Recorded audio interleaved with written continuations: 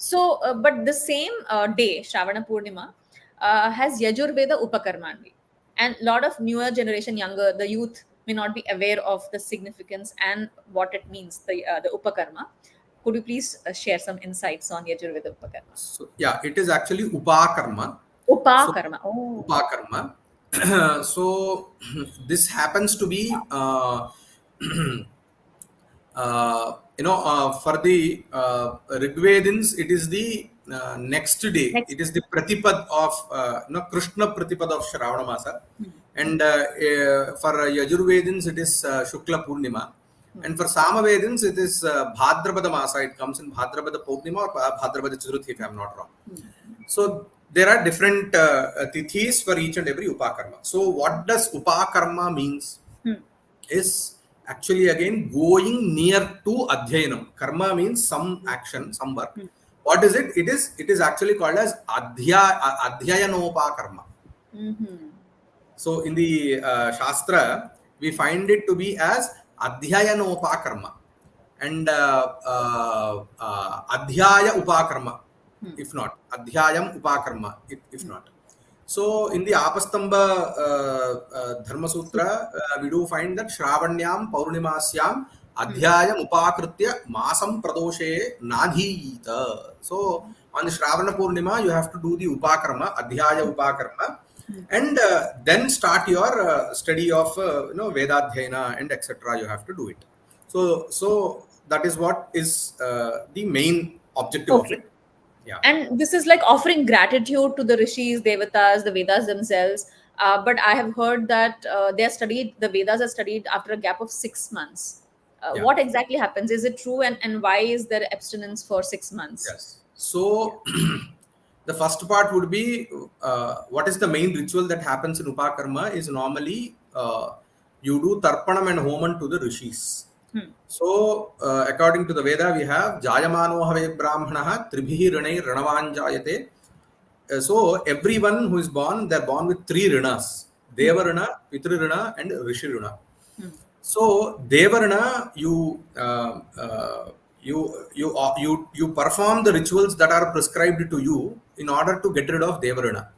Like Nitya Karma, pujas, all that? Nitya Karma, whatever is actually Vihitam for you for whatever varna and based on your varna and your gender, whatever is told to you by the Shastras and the Vedas, by performing those rituals, you will get rid of the Devarana. And Rishiruna, you have to, by studying whatever you have inherited. So you are born in a lineage. So you belong to some particular Veda, you belong to some particular Gruhya Sutra. By studying those, at least you get rid of the Rishiruna, because all the knowledge has been envisaged and experienced by the Rishis. Only through the Rishis that we actually inherit the knowledge. So without showing our gratitude to the Rishis, whatever we study does not fulfill. Yes. So very interestingly, the shloka is in the Katyayana Smriti, Pratyabdam yad upakarma sotsargam vidhivat dvijaihi kriyate chandasam tena punarapyayanam param. So on every year, whatever the upakarma with utsarga, what is utsarga? I'll briefly also explain afterwards. So after doing it, whatever the Veda or whatever you study, it will actually achieve fulfillment. Apyayata means fulfillment. Until it is not fulfilled. And another shloka actually also says that Ayatayamaihi chandobhihi yat karma kriyate dvijaihi kridamanairapi tada tattesham siddhikaranam. So something as a food, if you yatayama means yama is of 3 hours. Yama is a period of 3 hours. So if you actually, according to the Dharma Shastra and even the Ayurveda, whatever food you eat, it should be freshly cooked and it should be warm. It should not be too hot, not too cold. Eat within 3 hours or something, right? You can't keep more than 3 hours. After 3 hours, it becomes yatayamam. So if it is a yatayamam, even in Bhagavad Gita, you find that yatayamam, whatever the ahara is yatayamam, it is tamasikam. It is Tamasic. not sattvic. It becomes tamasic. If you again reheat it, it is more worse. What? Yes. Nowadays, you put it in the oven, right? So that is Yes. even worst case scenario. Yes. Yes. So, in the same way, as similar to how food actually gets stale, Hmm. it gets stale. In the same way, if the knowledge which you actually possess, if you do not express your gratitude to the rishis, it Hmm. also will not yield, or it will not Yes. be the Yes. give you the whole Fruits outcome of that they have to um, give you. So, in order to get rid of these doshas, every hmm. year, at Hmm. least, actually, according to the Brahma Yajna is a Nitya Karma. In Hmm. Brahma Yajna, we do perform Deva Tarpana, Rishi Tarpana, and Pitru Tarpana every day. Hmm. If not possible, at least on this day, it is our duty that we actually remember our rishis through whom we actually inherit our knowledge, Hmm. and we perform this Upakarma as part of Upakarma, and this will give what we call it as Virya Vattaratvam. So it Hmm. will give the power to the study, study or the knowledge. Without that, it is these are mere words. So Hmm. they don't have the power to actually give you some fruit, some reward. Yes. And is this only for certain varnas, like Brahmanas have to do it because they have inherited this Yeah. So this is only to the Trivarnikas, because Trivarnikas? the Trivarnikas. Okay. And another thing was about the 6 months period. Hmm. What is the gap? So Correct. yeah, so normally we have two kinds of adhyayanam. Hmm. Adhyayanam means study. Hmm. So it is called as grahana adhyayanam and dharana adhyayanam. Hmm. Grahana adhyayanam means you study for the first time, Hmm. new parts. Okay. Ah, Dharana adhyayanam is you sustain. retain them, Ah, retaining them, right? yes. Very So nice. that is what today even also we have in the Vedic learning. First, Hmm. you study the new patha, and then you memorize it for 10 days. Hmm. Each and every part will be chanted 10 times a day. In that Wow. way, you do it for 10 days. So you have a particular method in how to actually study with the Vedas. Oh. So Hmm. the Grahana Adhyanam and Dharana Adhyanam are two types of Adhyanam. Hmm. And the other thing is, what is the outcome? For Hmm. what are we actually doing the Vedadhyayana? So there is this vidhi from the Vedas that Swadhyayo Adhyatavya. So you have Hmm. to do Vedadhyayanam. For what? Vedartha Jnanam. So you, in order to know the meaning of the Vedas, you have to do your Vedadhyayana. Hmm. So, in order to actually understand the meaning of the Vedas, it is not only will suffice. I mean, it is not sufficient that you only study, memorize the mantras or Yes. these Samhita, Brahmana, Aranyaka, and Upanishad bhagas. You need to know the Shadangas, you need to know the Darshanas, and all the other allied knowledge sources in Whole order to Vangmayam. actually, Yes. Yes. yes, all the in order to actually retrieve the real, the actual meaning of Veda. Yes. So, what was the procedure that they have developed is from Shravana Purnima until Pushya Purnima, Okay. 5.5 months, I suppose Hmm. it is. Hmm. So, what do you do is you do both Adhyayanas, Grahana Adhyayanam and Dharana Adhyayanam of Veda. That means you Okay. study newer portions of Veda and even have this exercise of retaining them. Okay. From Pushya Purnima again to Shravana Purnima, Hmm. the 6 months or 5.5 months, Hmm. what do you Hmm. do is Hmm. you only do Dharana Adhyayana of the Veda. That means you will not Oh. study any newer portions of the Veda, So but Uttarayanam, there is no new study. Uttarayanam, that would be kind of coinciding with so Uttarayanam. there is no new study. Okay. But in the Shukla Paksha, you do the Dharana Adhyayana, and in Hmm. the Krishna Paksha, you do the Anga Adhyayana, Shadanga Adhyayana, Vyakarana, Chandas, and all that stuff. Oh. So this is a kind of a pedagogy that they have developed. The rishis have actually given us. So But all the unfortunately, Vaidika Gurukulams follow this. This is no, how no, it's taught. that is where I am coming. Unfortunately, today we are not following this structure Oh. for whatever reasons, because nowadays it is not. The thing is, everyone are bound to time. Hmm. So, like the older days, maybe we are not able to spend as much time for study because Yes. everyone is into samsara from their time of birth. Yes. So, Unfortunately. Yes. by what other maybe there are other reasons also, culturally, historically, many other reasons may have been there. But this kind of an adhyayana is not being followed now. Right. But essentially, this is where we come from. We have something called as utsarga that has to be Ah. done. Now you are doing upakarma. That is, you have started this. you're starting to study the newer portions of your Veda, and on the Utsarga that is done on Pushya Purnima, similar to the Shravana Purnima, what do you Okay. do is you stop studying newer portions. For that also, actually, like Shravana Purnima, you have to have also perform Pushya Purnima also, but we are not performing nowadays. That has Typically, then on Utsarga day, they would change the Janeyu like they do for yes, Shravana yes, Purnima. everything Oh, has to be done accordingly. But so you don't 6 find, months. yeah, yeah, Oh, 6 months. So we have to actually do that. But nowadays, it's not for happening. whatever reasons, we are not able to. Yeah, And they say that today is also, Shravana Purnima is also Gayatri Jayanti ani. So I don't know what that means. I have heard of Gayatri mantra, of course, but what does Gayatri Jayanti mean? And if you could share some light on the sacred mantra in connection with Upakarma and Sandhya Vandana, especially for young students. yeah. So Gayatri Jayanti, maybe it is moreover like it has developed in the recent times, I Hmm. feel, because Hmm. it is not nowhere related to Yes, the older practices. okay.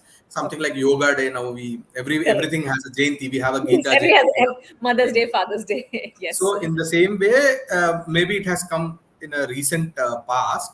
Huh. But Gayatri, obviously, maybe it was the reason that they have identified Sharavana Purnima to be Gayatri Jayanti is because of Upakarma. It Hmm. could be the possibility because Gayatri mantra is the whole, the focal point of all the Vidyas. So Gayatri is normally called as Savitri Upadesha. Hmm. So we have many Gayatris. Hmm. So here, what we mean by Gayatri is the Savitri mantra, whatever we normally So by chant. Gayatri, you mean the meter, the chandas. Yes, yes. So it is the actual Devata is Savitri Devata. Hmm. So she is the, Savitri Devata, I may not call it she because it is even Surya at times it is being. Yes. So it is Savitri Devata, Hmm. and it is the whole, so there are shlokas like where, uh,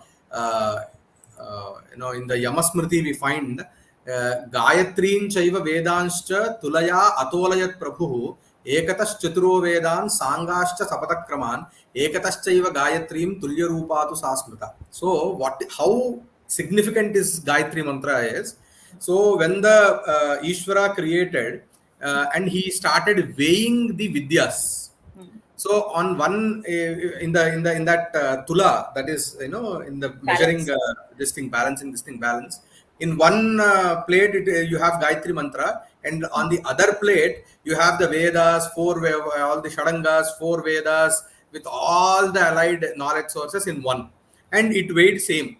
Hmm. So saying that So Gayatri important. has the significance of the whole Vedic literature altogether, and that is the reason why Gayatri Mantra Upadesha is done in Upanayana, and it is not called as Gayatri Mantra Upadesha, but it is called as Brahmopadesha, because that is where that mantra which actually should lead to you to the moksha or Brahma Bhava. Got it. So two things here then. One is, of course, a little bit of the meaning of Gayatri Mantra would be great. But Hmm. also, if you can elaborate on the Adhikaritvam to chant Gayatri. There are a lot of mantras for various ashramas, various varnas, which Hmm. people may not know. And Gayatri, I have heard, is for brahmacharis, especially those who have had Upanayana. So, and some people do say that women also had Gayatri before and all that. So, just to address this issue of Hmm. Adhikaritvam. So the meaning of Gayatri, there are different meanings. The first, there are stepwise meanings. So in order to have able to relate to the meaning, you start with Surya Devata, Surya Deva. That means Yo Devaha Savita Smakam. So here Savita means Surya Deva, who is actually the whole, because without him, the world cannot actually function. And he may give me, the right kind of, or enlighten my buddhi or manas is what is one of the meanings. But the inner meaning would be Savita, or else every time Surya Deva is is a simile for Parabrahman itself. Hmm. So, in the way Surya Deva's rays are everywhere, omnipresent. Wherever there is possibility, the Surya rays, the sun rays actually Yes. are prevalent. In the same way, Brahman is also there everywhere. So, and even in the Surya Devas, yena yasya bhasa sarvamidam vibhati. So even Surya or the sun is able to emit light because of Parabrahman is what the Upanishads also say. So by starting your journey with Upasana of Surya Deva, it is essentially, it should lead towards Parabrahman, to experiencing yourself to be the Parabrahman. And in order to that, you need a samskara to your manas or buddhi. And Yes. this mantra is actually asking for that chitta shuddhi and that kind of a samskara to your buddhi is the whole. I'm not giving you each and every word meaning, but the whole This is meaning of this essence. Gayatri Yes. mantra is this. Yes. Coming to the adhikara, Hmm. so we have two types of this thing. One is a shloka mantra, and the other one is the mantra that we normally listen. So this mantra is part of Veda. So coming to the shastric, method that we speak and logical method that they have established. In order to study any Veda mantra, you need to have Upanayana Samskara. And Upanayana Samskara is for three, Trivarnikas, and that two male Trivarnikas. And hence it is a logical, the logic that they derive from this whole this thing is that. So only people who have Upanayana, who have done Upanayana and who have happen to be male are normally eligible to chant this Gayatri mantra. Then what about others? Yes, and also previously in the Shastras, so historically there was never a time when women, because they say previously women had Upanayana, there are sacred threads we've seen on murtis. So all that is not there in the Dharma Shastra. Dharma Shastras only talk about No, Traivarnika. there are two things. Hmm. One thing we have to understand that we are in Kali Yuga. Hmm. So Yes, different yugas. yeah, so we come from a tradition where there are 4 yugas. So each and every yuga will have a yuga dharma. So in this, and there are certain things that that will be what you call perceivable by us in particular yugas. So there was once a time, even in Raghuvamsha, you see that Anaka Rathavartmana. So the Raghuvamsha, kings of Raghuvamsha, they used to go directly to Indra and have a cup of coffee and come back. So in those times, it was that easy. I mean, it was accessible that everyone were able to actually go to the other lokas and come back. So according to those yuga dharmas, whether you believe it or not, it's a different thing. Correct. Coming to the Kali Yuga and coming to even the Stri Murtis, there are Sadyovadhu and Brahmavadini. So there are two types of women. Yes. So Brahmavadinis, it is said that Brahmavadinis had this what you call Yagnopavita. Yajnopavitam. I don't know about Yajnopavitam, but they had some Nityakarmanusthana kind of things, Okay. and etc. is what we say. We get to know, and that many people even quote Ramayana at times, Sita Sandhya Mupasya, and etc. But what I actually see is Sandhya Vandana. There is a separate Sandhya Vandana for everyone. Yes. Even for other Varnas, all the 4 Varnas and all the person. I mean, whether it is male or female, there is a which is called as Pauranika Sandhya Vandana. Yes. And similarly, wherever there is a mantra, very important mantra, you definitely find a substitute as a shloka mantra. So, which is very much can be, I mean, it doesn't need any formal upadesha and etc. Only just a guru says you one time and then you can start doing. Even for Navagrahas, we have shloka mantras also. What is the So, shloka mantra for Gayatri, Andi? yes. The shloka mantra would be Yodeva Savitasmakam Dhiyo Dharmadi Gocharat Prerayet Tasya Yarbhargaha Tadvarenyam Upasmahe. So Can I this is please the repeat? Yodevaha Savitasmakam Yo Devaha Savitasmakam Dhiyo Dharmadi Gocharaha Dhiyo Dharmadi Gocharaha Prerayet Prerayet Tasya Yadbhargaha Tasya Yad Bhargaha Bhargaha Tasya Yad Bhargaha Tadvarenyam Tadvarenyam Upasmahe. Upasmahe. So this is the Gayatri shloka mantra. So this can be chanted Anybody by can chant. yes.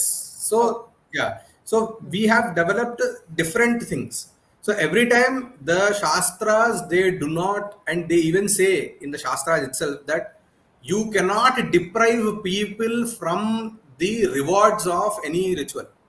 Yes. So you cannot say that a Shudra cannot have Brahma Jignasa. Appai Dikshita himself says in Shastra Siddhanta Raisa Sangraha.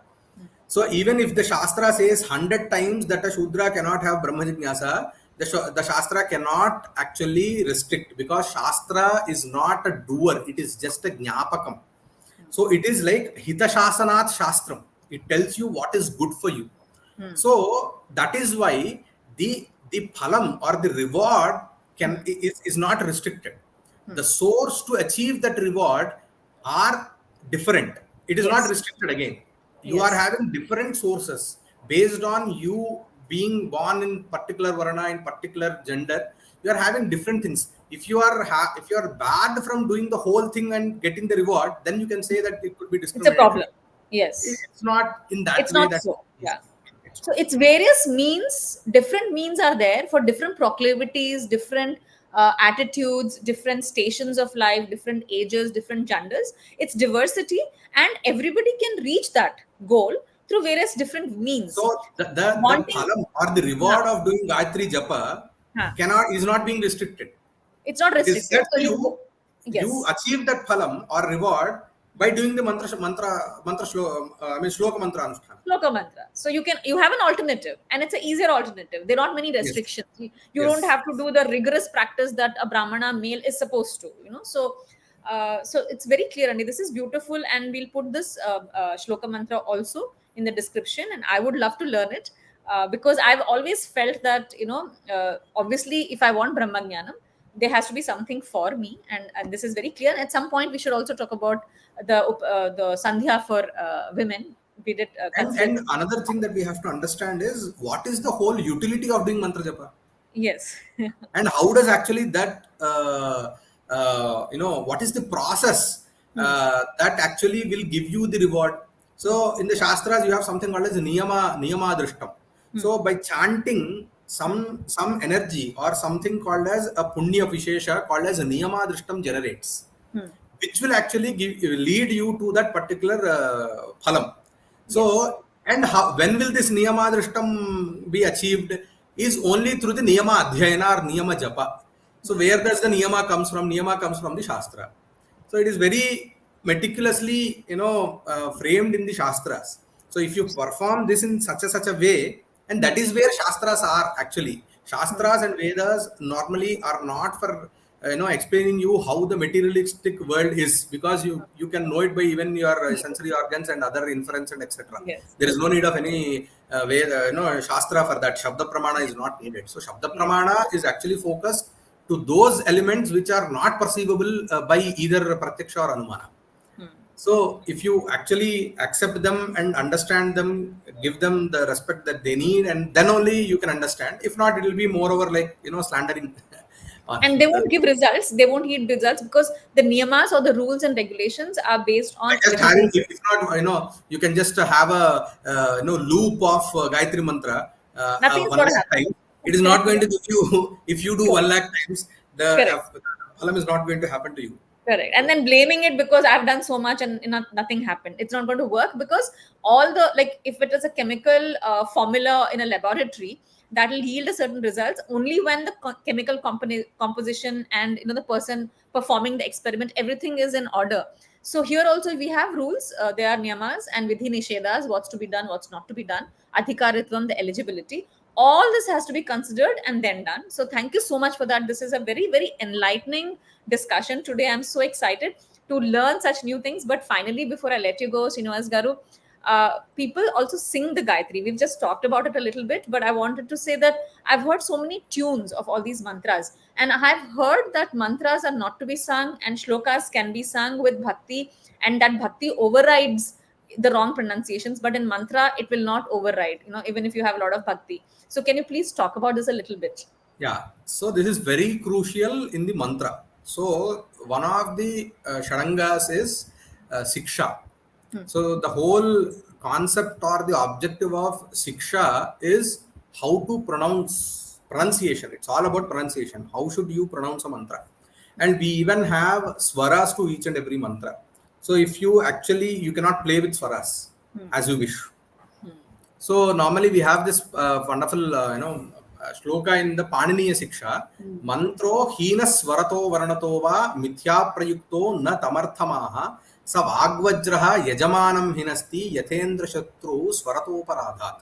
So any mantra without its original swara and without some of the original varnas or syllables, if you just mithya prayukta, if you just do it, if you just chant it as you wish, it will not actually give you the actual meaning of that particular mantra. And if you actually do this in a way that you wish, it will become a vajrayudha to kill yourself. So there is a very vagvajra, it becomes a vajrayudha, vagvajra in the form of vak, and it will kill yourself, like it killed the Vritrasura. So we have a very good legend based on this, where there is one Twashta, an asura called Twashta, whose son was Vishwarupa, and Indra killed Vishwarupa. So Twashta was full of vengeance, and he wanted a son. He wanted to raise his another son called his name is Vritrasura.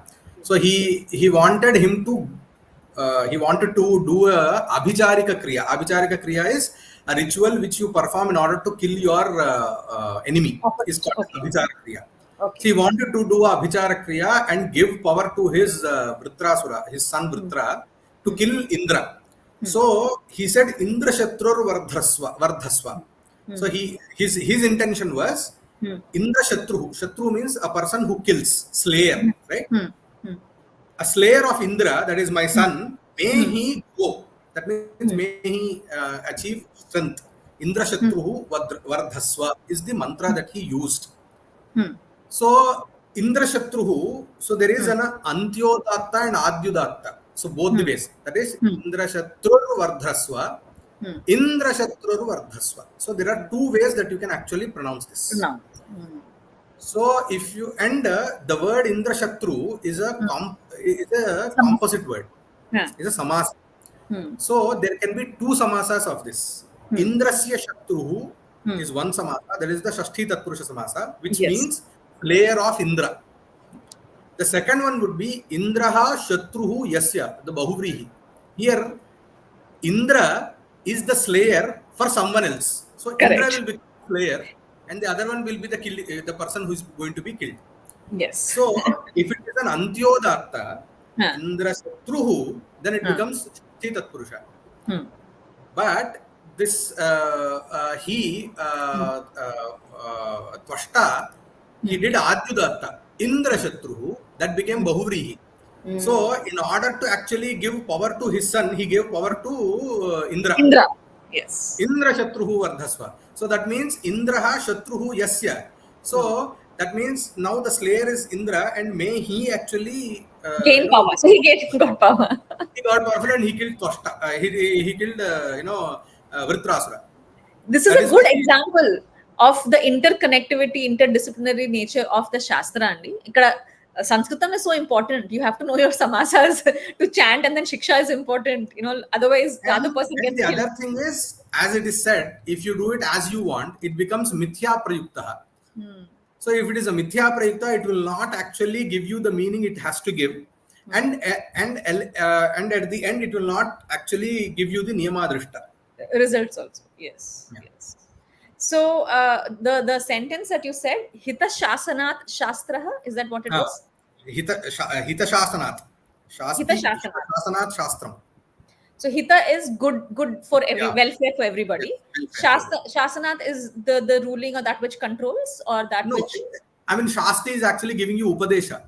I mean, it gives you an Upadesha, a guideline saying that, as you give to your younger generation, this is good. So Shastra is that which helps everybody. Yeah.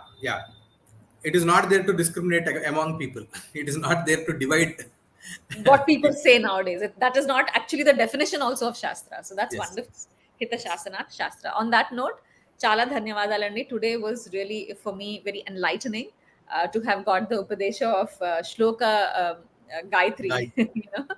And we wish everyone a great celebration of Raksha Bandhanam and Yajur Upakarma. Thank you so much. Namaste. Hari Om. Namaste.